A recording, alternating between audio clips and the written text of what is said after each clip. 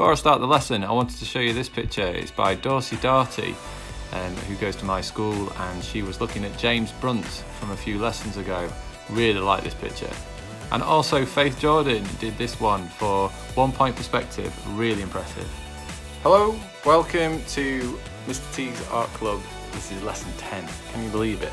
10 lessons. So we're going to be doing 2 point perspective. This is an example here. Mr. McDowell, my old work colleague, created this picture. I'll show you a better one in a minute. And we're going to do 2 point perspective. So last week we did 1 point perspective, and we're now going to create another point in which we draw other angles. So watch this space. So this is Mr. McDowell's picture. He gave it to me, and it's absolutely fantastic, and it's a good demonstration of 2 point perspective. So this is the picture I created, and you're going to have a go at doing it yourself. Here's one I got from Google, which shows the yellow lines from all the 2 point perspective angles. Okay, for this 2 point perspective, you need to have what we call the horizon line. So it's horizontal. That's where the word comes from, horizontal, from horizon. So you want this to be in line with the top and the bottom. So you could just draw it like that. But another way to do it is if you fold your piece of paper in half. You will need a piece of paper for this, by the way. Pencil, ruler, rubber and a sharpener. I think that's probably ideal. And then you've got a straight line that goes across the middle. Now you don't have to fold it, you could draw on it if you wanted to, but I've done a line like that. So then I know it's parallel to the top and the bottom, and that just makes it easier for later on. So my piece of paper is A4, but you could do a larger piece if you wanted to. Again, if you don't have any paper, you could use the back of a cereal box, unfold it. So now what I'm doing is I'm putting in 2 dots, one for either 1 point perspective. And that is where all the lines are going to go. Now we're going to do like a building kind of style. So I'm going to make my buildings quite tall right at the front. And then another one from here to there to connect it. And then a line down the centre. And that's going to be the building that's right at the front. Again, I'm keeping that straight, okay? And then one here. Now you could have that line in the center, it could be off to the side, however you want. And already it looks like we're looking at a box from one corner, and it looks 3D, and it vanishes at these points. So sometimes these are called the vanishing points. Now you could draw whatever you want within these spaces. So at the front here, I'm just going to do a giant cube to help me. So you can see that could be a building there, but you could make it into letters. You use this principle to draw loads of different things. So this is where it can get a bit complicated. So I'm putting another building over on this side. This line here, you'd think would just go straight, but it doesn't. It leads to this vanishing point here. So we have to line up the ruler with that point and the vanishing point and draw a line that's angled in, like this. Next I'm going to put a line over here. I'm going to do the same again here. So we've got these lines here, but remember this angle is going down there. So I'm lining up to the vanishing point, the edge to there. So I've got 3 buildings, 1, 2, 3. On this side, I could then do the same, but instead, what if I were to want the building not the same height as this one? So not leading up to this line here. I'd draw a line there, and then I'd have to draw another line to the vanishing point going there. And then where would the line go from here? Not straight over to this vanishing point here. So I'd line that one up to here. And then you've got a line like that. Now, what if you had a line that went below the horizon line? So say if I had a tiny little building in here. So I'm drawing the top of it to go to that vanishing point. Got the lines that lead down. So they are vertical along with all the others. And then you're going to see the top here. So what we have to do is we have to line up the top with that vanishing point, draw a line across. It would stop there because it's behind that building. The same with that corner there, and the same with this one here. So on this building, I can see the top of it. I'll do the line here. Forgot about that one. And then to finish it off, I'm going to do another building over here.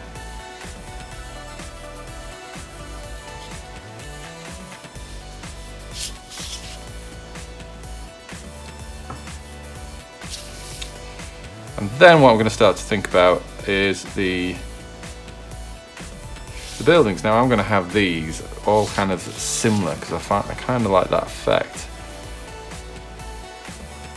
We've got the same pattern on those buildings.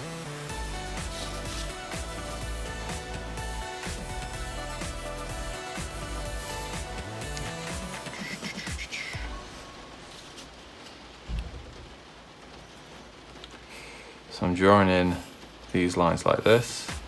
These are like the front of where the windows would go. You can measure this, so these are all the same gaps. I'm just doing it by side. And then the bottom one. And then what I need to remember is that these lines here go to this vanishing point here. Cross like that. You can see that the windows wrap around that building. Notice how I'll put my pencil on that point and then that helps me draw it quicker. Line up. Notice how I'm holding the ruler as well, so it's in the middle of the ruler, because what can happen is if you don't hold it in the middle, so I held it over here, and I start to draw this line and the ruler moves. So keep that firmly pressed down in the center using your other hand. And it also keeps the paper steady as well. Just draw all those in.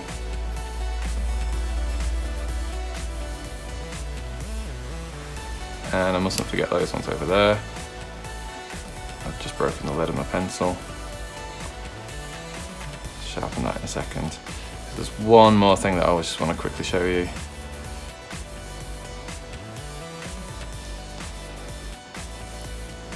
Before I speed it all up. So if I wanted to make this building look like it's got an interior to it, I could put some lines on the inside here. So maybe it starts off dark and then that fades in. Same on this one.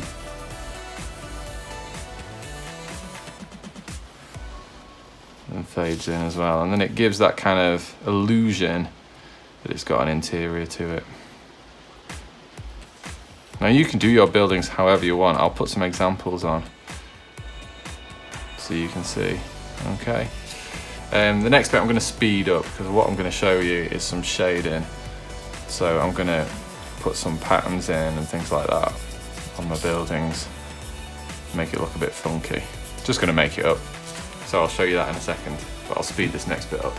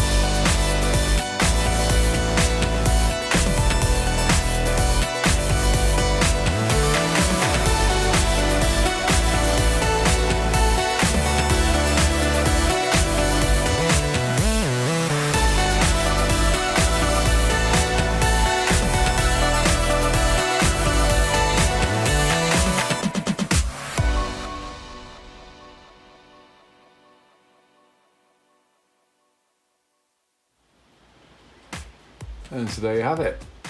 I've had to go putting some shade and some colour in. I didn't do all the buildings, just concentrating on that centre one there. Now I could carry on building up some of the tones and stuff like that, but there's the basic principles.